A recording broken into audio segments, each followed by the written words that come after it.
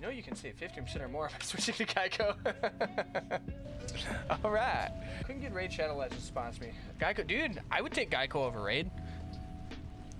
Like, I feel like Raid has more clout, but you know what? If you're sponsored by Geico, you're pretty much set for life, dude. Car insurance? On a similar note to the school, I actually just enrolled in school for like a digital marketing / programming course.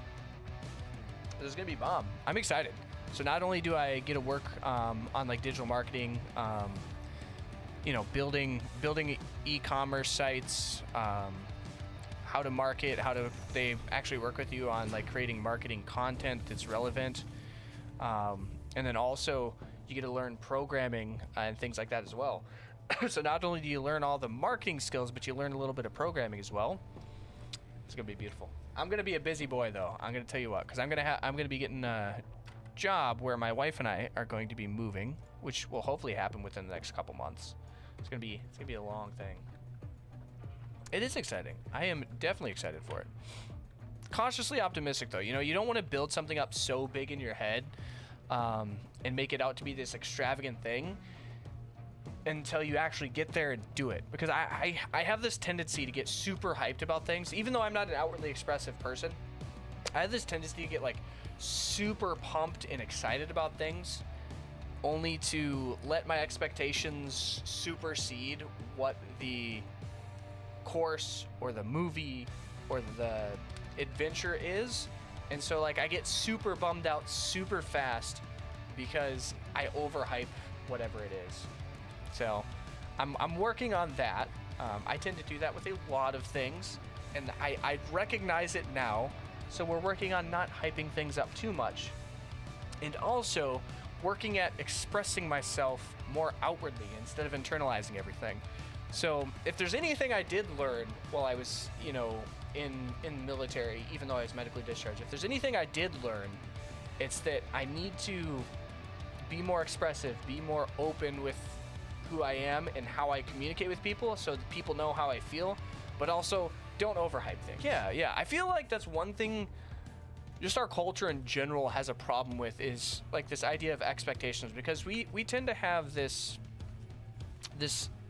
default like mental state of like what's called like sensationalism. So what's the next big thing? What's the next hype train that I can bump on? Whether that's, you know, your Twitter, your Twitch, your TikToks, your Vines, like everything we've been doing over the last handful of years has been so hyper focused on what's the next big thing.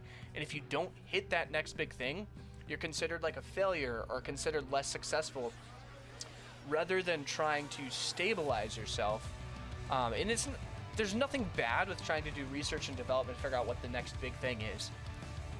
But putting a hyper focus on that just leads people to unhealthy work styles, unhealthy lifestyles. You have unrealistic relationship, friendship goals and standards.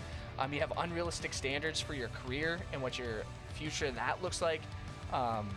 It's a really interesting, for lack of a better term, it's a really interesting kind of social study to see what drives us and how that correlates to how we relate to like news and everything.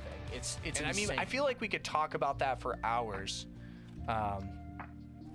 but I've realized that having a daily drive to do something doesn't mean you always have to be caught up in that mentality of like sensationalism. Schedule laid out, gonna wrap up editing. Okay, work on my own videos, making animation. Oh dude, I'm stoked for animations, man. We just talked about how hyped I get about things. Animations. I'm excited for that. You're only doing it once. Yeah, in theory. It's definitely something that's more of the heart's desire of my wife. So, you know what? I want to honor that, and I want to be respectful of it. And we've had plenty of conversations. This is what I've been so grateful for. Like, while I was in the military, we couldn't communicate at all, and there was definitely a lot of tension that built up between me and my wife in that capacity. And I personally had to realize, obviously, that I wasn't the center of the earth, and I knew that going into marriage. I knew that that's what the standard was.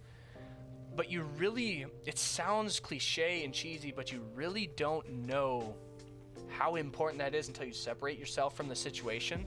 So I found myself being really frustrated when I was in the military. Every time I would say something on the phone, it would just feel like I was hitting a brick wall. Like nothing I was saying was making sense or being conveyed properly. And getting back home, I've really tried, it's part of the motivation for trying to be more outwardly expressive, on top of the fact that it'd be great for you guys, so you'll know how I feel, where I'm at in every moment of the stream and whatnot. But also, so I can relate to my wife properly, not make her feel like a piece of crap for wanting certain things and just me not conveying my mindset on a lot more. Anyways, back on track. We fortunately have been in a really good position with my wife and I where we've started really opening up and not just bottling up things. Whether we think it's for the betterment of the other person not to mention it or not to say something about it. Great example, she would come home from work and there'd be dishes in the sink or on the counter getting ready to be done, and I hadn't done them in the morning or whatnot. And I just don't think about it. I don't look, I just don't. That's all I can say about it. But she would come home and she'd get so frustrated. She'd feel like I wouldn't do anything. But in my mind, I was doing other things around the house. And I was getting so angry at her because I was like, what do you mean I don't do anything? Gosh, Dilly, dang it! You know, and then finally we got to the realization where we sat down and we talked it out. And she was like, well, I see this every day and it's not done. Like, are you even doing any, like, I just don't feel like you're doing anything when I see that. I'm like, oh, I get it. Well, here's all the other things I do. I can work on the dishes more, you know? So being able to talk that stuff out is super important. I actually made a chat screen for moments like this in the game, but this was so spontaneous. I love it. That's what I love about streaming is like you can just have such spontaneous conversation and hang out and have a good old time. Dang, what a mature answer. I wish I could say that that was always my default, but yeah, we all know that. We all know how that is.